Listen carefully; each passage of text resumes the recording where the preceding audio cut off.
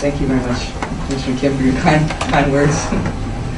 It's a great honor to extend my congratulations to Kim Jong-il and everyone involved with Peace Corps and Hanns-Seidel-Foundation. You know, I just saw you last week, right? A week ago in Washington on a conference on the North Korean Gulag. I also thank all of you for attending this important conference, and congratulations on your wedding anniversary, too, Kim Jong-il. I want to say a few words about Kim Jong-il and what he's achieved through Peace Corps. He's been part of the North Korea Freedom Week delegation that traveled to the U.S. Every year before we moved the events to Seoul for North Korea Freedom Week in 2010. His great energy and enthusiasm has really been infectious to all of us in the United States who have been working on this issue. And he's remembered as being the tallest North Korean defector. But also, people remember that when we had a rally for North Korean human rights on Capitol Hill, he walked onto the stage and did a complete flip. So he has many talents. Back then, we were trying to convince both the American government and NGOs that help fund organizations that it was really important that the defectors groups start to receive support. While we're very strongly supportive of the many South Korean American NGOs that have been advocating for North Korean human rights, we really felt it was very important that the defector groups begin to form and also be involved in advocacy for North Korean human rights. And there's a lot of people that were really opposed to that. But Kim Jong-il and Peace Corps were one of the first defector groups to win support from the U.S. State Department, and they proved me right. Their excellent work in bringing together North Korean defectors and young South Koreans in working towards the successful unification of Korea has been really inspiring. Now, on the conference today, I just want to say that you're meeting at a very critical time. The North Korea issue is finally getting a lot of attention.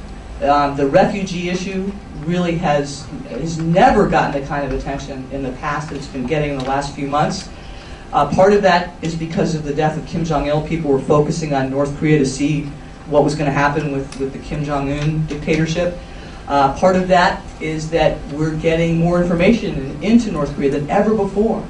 Back about a year ago, we estimated that about 60% of the North Korean people had access to information from the outside. And just yesterday, one of the defectors told me it's more like 100%, that most North Koreans know what's going on now. And this is an incredible development.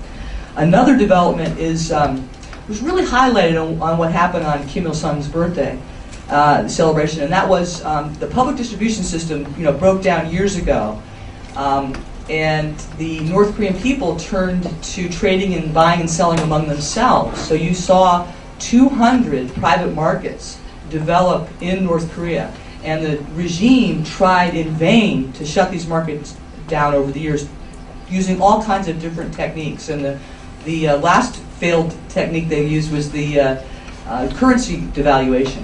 And you saw for the first time the people speaking out against the regime, and the regime had to back off, and they gave up trying to control these markets.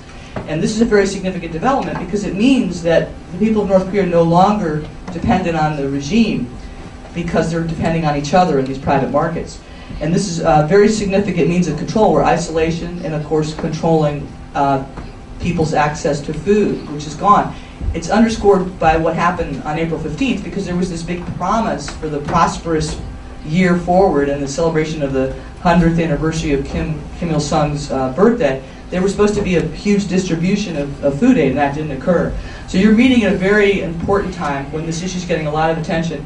And I think it's really appropriate that in addressing this from the perspective of what Europeans have experienced, because although North Korea is unique, I would say it's the worst human rights tragedy that's occurring in the world today. Although it's unique, the Europeans have experienced, European countries have experienced being freed after the collapse of the Soviet Union. So there's some really good advice and lessons that we can learn from people in Europe and about how they were able to achieve freedom in countries that used to be under the Soviet domination. So I just want to congratulate you all on this conference, and again recognize my good friend Kim Jong-il and the Hanns-Seidel-Foundation and Peace Corps for putting this event together.